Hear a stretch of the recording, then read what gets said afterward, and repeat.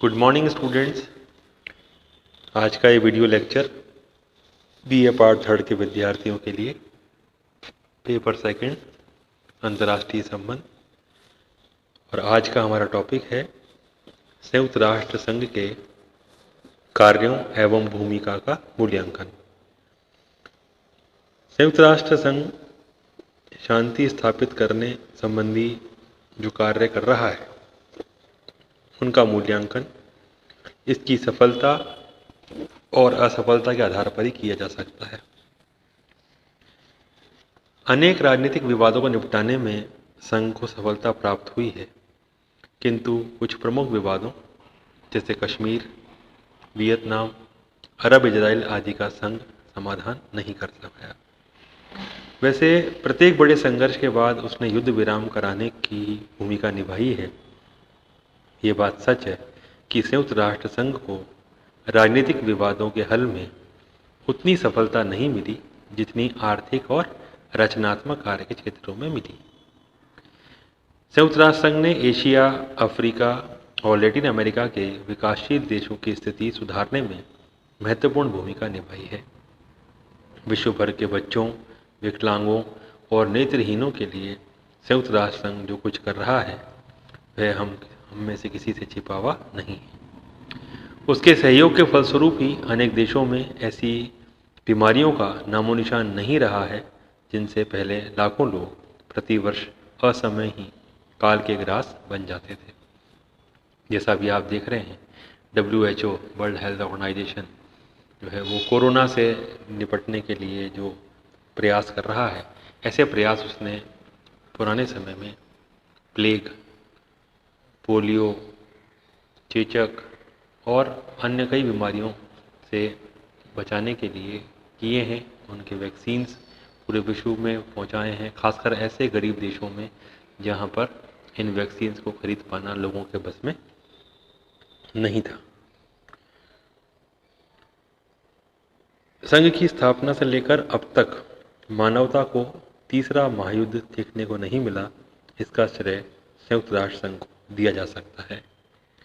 भारत के पूर्व प्रधानमंत्री जवाहरलाल नेहरू ने संयुक्त राष्ट्र संघ के बारे में कहा कि संघ के कई बार हमारे उत्पन्न होने वाले संकटों को युद्ध में परिणत होने से बचाया है। इसके बिना हम आधुनिक विश्व की कल्पना नहीं कर सकते। यदि ये संस्था असफल होती है तो मानव सभ्यता के सामने विनाश के अतिरिक्त कोई विकल्प नहीं है। ये भावी पीढ़ी की सुरक्षा की गारंटी एवं विश्व संघर्षों को रोकने का सेफ्टी वाल्व है। क्या क्या उपलब्धियां संयुक्त राष्ट्र संघ के खाते में गई हैं, उनमें सबसे महत्वपूर्ण है उपनिवेशवाद की समाप्ति या राष्ट्रों के आत्मनिर्णय के अधिकार को मान्यता देना। संयुक्त राष्ट्र संघ लगातार इस बात के लिए चिंतित था कि एशिया, अफ्रीका और लैटिन अमेरिका के बहुत से राष्ट्र उसकी स्थापना के बाद भी उपनिवेशवाद के शिकार थे। उनका गंभीर रूप से शोषण किया जा रहा था। संयुक्त राष्ट्र संघ ने 14 दिसंबर 1960 को एक घोषणा की थी जिसमें औपनिवेशिक देशों को और लोगों को स्वतंत्रता का आह्वान किया गया था। घोषणा में उपनिवेशवाद को मौलिक मानवीय अधिकारों का उल्लंघन और विश्व शांति के मार्ग में रुकावट बताया गया था। इस घोषणा के बाद से बड़ी संख्या में अधीन क्षेत्रों ने उपनिवेशी दास्ता से मुक्ति पाई और सार्वभौमिक स्वतंत्र राष्ट्रों के रूप में उभर कर सामने आए। ये इस तथ्य से सिद्ध होता है कि वर्षों के बाद संयुक्त राष्ट्र के सदस्यों की संख्या 51 से बढ़कर 193 हो गई है। उपनिवेशवाद की समाप्ति की दिशा में संयुक्त राष्ट्र संघ के प्रयासों का एक विशिष्ट उदाहरण नामीबिया की स्वतंत्रता है। हालांकि आलोचक इस बारे में कहते हैं कि उपनिवेशवाद का समापन संयुक्त राष्ट्र संघ की घोषणा का उतना प्रभाव नहीं पड़ा जितना कि वहाँ के लोगों का संघर्ष, वहाँ पर राष्ट्रवाद का प्रचंड माहौल और जो विश्व की शक्तियाँ थी, उपनिवेशिक शक्तियाँ थी, उनका कमज़ोर पड़ जाना। लेकिन फिर भी एक विश्व स्तरीय संस्था अगर इस चीज़ का आह्वान करती है कि उपनिवेशवाद को समाप्त किया जाना चाहिए, तो निश्चित रूप से इन औपनिवेशिक शक्तियों पर नैतिक दबाव आया होगा और उस नैतिक दबाव के कारण एशिया, अफ्रीका और लैटिन अमेरिका के देशों को आज़ादी प्राप्त हुई। उपनिवेशवाद की समाप्ति के बाद अनेक नए राष्ट्रों का उदय हुआ। विश्व राजनीति में उथल पुथल मची। विश्व शांति को खतरे में डालने वाले कई सीमा विवाद उठ खड़े हुए और साथ साथ मतलब संयुक्त राष्ट्र संघ की स्थापना के साथ साथ शीत युद्ध का प्रारंभ भी हो चुका था। विश्व में जो है दो खेमों में बंट चुका था और ये जो नवोदित राष्ट्र थे ये भी किसी न किसी खेमे को से जुड़ रहे थे। इन दोनों सिलसिलों में अंतर्राष्ट्रीय शांति की स्थापना और विवादों के समाधान में संयुक्त राष्ट्र संघ ने महत्वपूर्ण भूमिका निभाई। स्वेज का राष्ट्रीयकरण का मामला हो, बर्लिन, कांगो, कोरिया या लेबनान के झगड़े हों, संयुक्त राष्ट्र संघ ने भयंकर युद्ध आरंभ होने से विश्व को बचाया। संयुक्त राष्ट्र संघ ने 1956 में स्वेज संकट के समय साइप्रस, लेबनान और कांगो के जरिए शांति बनाए रखने में बहुत भारी महत्वपूर्ण भूमिका अदा की थी। अन्य क्षेत्रों जैसे कंबोडिया और कुवैत में उसके हाल के प्रयास उल्लेखनीय हैं। रंग भेद और जाति भेद मिटाने के लिए संयुक्त राष्ट्र संघ की महासभा में अनेक प्रस्ताव पारित किए गए, जिनसे सदस्य राष्ट्रों में ये भेदभावपूर्ण स्थिति काफ़ी कम हुई। मानवीय मसलों पर संयुक्त राष्ट्र संघ का रिकॉर्ड अद्वितीय है। उसने अनेक सफलताएं अर्जित की हैं। विभिन्न देशों की आंतरिक एवं वैदेशिक समस्याओं, गृह युद्धों, नस्लीय तनावों, युद्धों व जनसंहारात्मक कार्यों से उत्पन्न विस्थापितों व शरणार्थियों के लिए संयुक्त राष्ट्र संघ वरदान साबित हुआ है। 19 नवंबर 2010 को संयुक्त राष्ट्र महासभा की मानवाधिकार संबंधी एक समिति ने 3 अलग अलग प्रस्ताव पारित कर ईरान, म्यांमार और उत्तर कोरिया में मानवाधिकार उल्लंघन की कड़ी निंदा की। बाढ़, अकाल, सूखा, पर्यावरणीय प्रदूषण की वजह से हो रही क्षति आदि के मसलों पर संयुक्त राष्ट्र संघ ने सहायता उपलब्ध कराने में महत्वपूर्ण योगदान दिया है। पर्यावरण सुधार, जनसंख्या वृद्धि पर रोक, जन स्वास्थ्य संवर्धन, बच्चों, स्त्रियों, वृद्धों, विकलांगों, आवास विहीन लोगों को मदद और बीमारियों से ग्रसित व्यक्तियों को जीवनदान देने में संयुक्त राष्ट्र संघ ने महत्वपूर्ण भूमिका अदा की है। संयुक्त राष्ट्र संघ ने राष्ट्रों के आपसी तनाव और मतभेदों को दूर करने के लिए अनेक मंच प्रदान किए हैं, जिनमें UNCTAD, United Nation Conference on Trade and Development और समुद्री कानून सम्मेलन विशेष रूप से उल्लेखनीय हैं। हाल ही में रासायनिक हथियारों पर प्रतिबंध लगाने के सिलसिले में संयुक्त राष्ट्र संघ को उल्लेखनीय सफलता मिली है।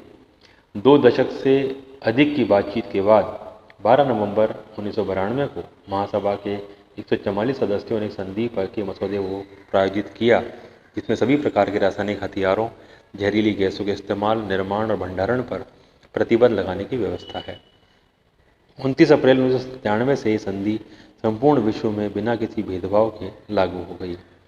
ये कहने की आवश्यकता नहीं कि द्वितीय महायुद्ध के बाद निरस्त्रीकरण की दिशा में ये एक बहुत बड़ी उपलब्धि है। हथियारों की दौड़ को रोकने में व्यापक परमाणु परीक्षण निषेध संधि CTBT के कार्यान्वयन की प्रगति के मूल्यांकन के उद्देश्य से संयुक्त राष्ट्र संघ द्वारा एक विशेष सम्मेलन का आयोजन 6 अक्टूबर से 8 अक्टूबर 1999 को वियना में किया गया। जापान की अध्यक्षता में संपन्न इस सम्मेलन में 92 देशों के 400 से अधिक प्रतिनिधियों ने भाग लिया। संयुक्त राष्ट्र महासचिव द्वारा इस सम्मेलन का आयोजन संधि के उस प्रावधान के अंतर्गत किया गया था, जिसमें कहा गया है कि संधि को हस्ताक्षर के लिए उपलब्ध कराए जाने की तिथि 24 सितंबर 1996 के 3 वर्ष के भीतर यदि विविध परमाणु क्षमता वाले सभी 44 राष्ट्रों द्वारा संधि का अनुमोदन नहीं किया गया तो संयुक्त राष्ट्र संघ के विशेष सम्मेलन में आगे की कार्यवाही के लिए विचार किया जाएगा। संधि के प्रभावी होने के लिए विश्व के उन सभी 44 देशों द्वारा इसकी पुष्टि किया जाना आवश्यक है जिनके पास परमाणु शस्त्र अथवा परमाणु विद्युत संयंत्र अथवा परमाणु क्षमता उपलब्ध है। विविध परमाणु क्षमताओं वाले इन 44 राष्ट्रों में से अभी तक 26 ने ही संधि पर का अनुमोदन किया है, जबकि 3 देशों भारत, पाकिस्तान और उत्तर कोरिया ने इस पर अभी हस्ताक्षर नहीं किए हैं। 3 दिन चले सम्मेलन में भारत, पाकिस्तान और उत्तर कोरिया से संधि पर हस्ताक्षर करने उसका अनुमोदन करने की अपील की गई ताकि संधि को लागू किया जा सके। जैसा आप जानते हैं कि ये संधि जो है वो विषमतापूर्ण है। ये विश्व की महाशक्तियों को उस रूप में इस संधि से नहीं बांधती जैसे एक आम राष्ट्र को बांधा जाता है। भारत का विरोध इसी बात को लेकर के है की संधि को समानता और न्याय के सिद्धांत पर लागू किया जाए तो वह भी इस पर हस्ताक्षर करने को तैयार है। 9वें दशक के अंत के दौरान शीत युद्ध की समाप्ति ने एक महत्वपूर्ण और बिल्कुल नए वैश्विक सुरक्षा परिवेश को जन्म दिया है, जिसमें अंतर्राज्यीय युद्धों के बजाय आंतरिक युद्धों पर जोर था। 21वीं शताब्दी के प्रथम दशक में एक नया वैश्विक खतरा उभरा। संयुक्त राज्य अमेरिका में 11 सितंबर 2001 को हमलों ने अंतर्राष्ट्रीय आतंकवाद की नई चुनौती को स्पष्ट रूप से दर्शा दिया, जबकि बाद की घटनाओं ने आणविक हथियारों के प्रसार और अन्य परंपरागत हथियारों से खतरों की चिंता को बढ़ा दिया। संयुक्त राष्ट्र प्रणाली के संगठनों ने तत्काल अपने अपने क्षेत्रों में आतंकवाद के खिलाफ कार्रवाइयों को बढ़ा दिया।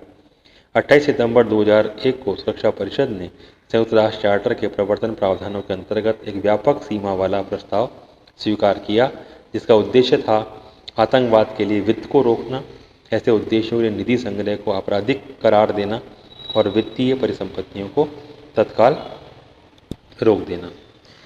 इस कार्यवाही के अंतर्गत ही अमेरिका के द्वारा ऑपरेशन एंड्यूरिंग फ्रीडम वर्ष 2001 में चालू किया गया था, जिसमें उसने तालिबान और अल-कायदा के आतंकवादी ठिकानों को नष्ट करने का कार्यक्रम शुरू किया, जिसके अंतर्गत अफ़गानिस्तान और इराक में ज़बरदस्त कार्रवाई करते हुए कह सकते हैं हम दोनों ही आतंकवादी संगठन जो थे तालिबान और अल-कायदा को भारी नुकसान पहुंचाया और इनकी गिरफ्त से अफ़गानिस्तान और इराक की जनता को मुक्त कराया।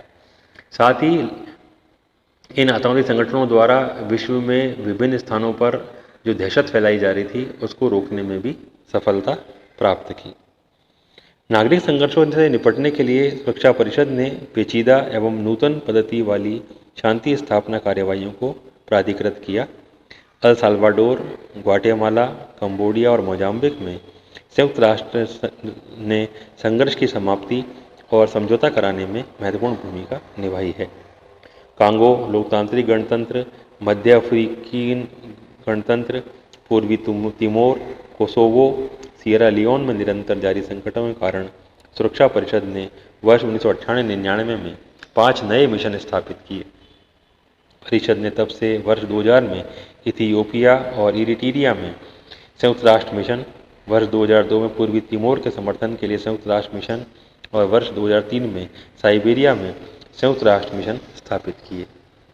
हाल के वर्षों के अनुभव ने तो संयुक्त राष्ट्र संघ को शांति निर्माण और शांति का मजबूत एवं स्थायी बनाने वाले ढांचे के समर्थन के लिए कार्रवाई की और पहले से अधिक ध्यान केंद्रित करने की ओर प्रवृत्त किया। अनुभव ने दर्शाया है कि शांति की स्थापना देशों को आर्थिक विकास, सामाजिक न्याय, मानवाधिकार संरक्षण, श्रेष्ठ शासन और लोकतांत्रिक प्रक्रिया बढ़ाने में सहायता देकर ही प्राप्त की जा सकती है। इन लक्ष्यों के समर्थन के लिए संयुक्त राष्ट्र के पास जैसा बहुपक्षीय अनुभव, योग्यता, समन्वय एवं निष्पक्षता है, उतनी अन्य किसी संस्था के पास नहीं है। पूर्वी तिमोर एवं कोसोवो में मिशन जैसे शांति स्थापना के कार्यों के अतिरिक्त संयुक्त राष्ट्र ने मध्य अफ्रीकी रिपब्लिक, गिनी बिसाऊ, साइबेरिया और ताजिकिस्तान में शांति निर्माण समर्थन कार्यालय स्थापित किए हैं। परंतु इन सभी प्रश्नों पर बातचीत करने के बाद हम ये मानते हैं कि संयुक्त राष्ट्र ने संघर्ष की कई स्थितियों को देखा है और उन संघर्षों को रोकने के लिए संयुक्त राष्ट्र संघ अभी भी प्रयासरत है और लगातार कृषि, उद्योग, शिक्षा और पर्यावरण संरक्षण की लगभग 5000 परियोजनाओं के लिए $1.3 बिलियन के बजट द्वारा राष्ट्रसंघ विकास और उन्नयन के कार्य में जुटा हुआ है। दक्षिण अफ्रीका में रंगभेद को समाप्त करने की दिशा में संघ को अभूतपूर्व सफलता मिली। इसके अलावा संयुक्त राष्ट्र संघ के मुख्यालय का जो वातावरण है वो इस प्रकार का है कि ये विरोधियों के बीच संवाद संपर्क को बनाए रखने में सहयोग देता है और अनौपचारिक वार्ताओं के द्वारा बहुत सारी शंकाओं और तनावों को कम करने में मदद मिलती है। ये सब कुछ होने के बावजूद भी वर्तमान में संयुक्त राष्ट्र संघ कुछ बहुमुखी संकटों से गुजर रहा है, जिनमें पहला वित्तीय संकट है, दूसरा बजट संबंधी परेशानियां हैं और तीसरा संरचनात्मक सुधारों को लेकर समस्याएं हैं। इन सब के बावजूद यदि हम इसको समअप करें तो संयुक्त राष्ट्र संघ अपने विशिष्ट उद्देश्यों को लेकर के जो कार्य कर रहा है प्रशंसनीय है और सभी देशों को इस संस्था को अपना व्यापक समर्थन देकर के मानवता की रक्षा के लिए, लोकतंत्र की रक्षा के लिए काम करना चाहिए और विश्व की महाशक्तियों को भी अपना अड़ियल रवैया छोड़ कर के जो अल्प विकसित और विकासशील देश हैं उनकी मदद करनी चाहिए, ताकि संयुक्त राष्ट्र संघ जिन विशिष्ट उद्देश्यों के लिए इस विश्व में स्थापित किया गया है उन उद्देश्यों को प्राप्त करने में वो सफल हो सके।